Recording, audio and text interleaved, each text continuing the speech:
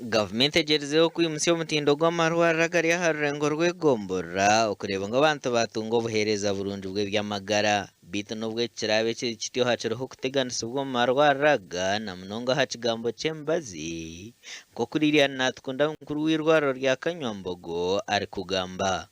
Emibazi netwarwa n'aba district endiijo etari y'Ibanda kitureetera omu irwariro emibazi yarakakuhwamu kandi abarwaire bitu bayikaaha oshanga tiine na 200 z'okuzaara ngu bamutesitinge malaria narisha oburwaire bwona bwakubaine.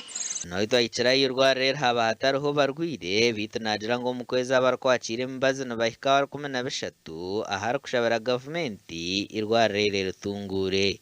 Kandi tuzaza abakazi bingi omu kwezi oshanga turi omu bakazi nka 6 kyonka obufunda twarisivinga nk'abakazi nka 5 bakwenda kuzaara edakiika egi hati oshanga ebitande nukwe biriho konka oshanga omwanya gwaba mukye. Ah'irwariro ry'egombora yakihangaranaho niboreka ebizibu bingi omuri okuburaho kuganirira n'abarwaire b'akakooko ka siriimu. Twine ihema turikureberaho abarwaire abarikutuura n'akakooko ka siriimu kandi ericwekacwekire kimwe ritanyagurukire kimwe konka obumwe twakufunira omugisha twafuna eki ekizimbe kyakorwaho ka renovation twakubire nturugamu turikuza muri abo tubire nturebera omu ihema kiteekateeka ngu twakubire ntubareeta abarwaire. Nk'omuringo gumwe gw'okuyamba amarwariro aga omunyeshengyero John Paul Ninkusiima akwatiireho amarwariro aga omu kicweka kye n'ebitanda.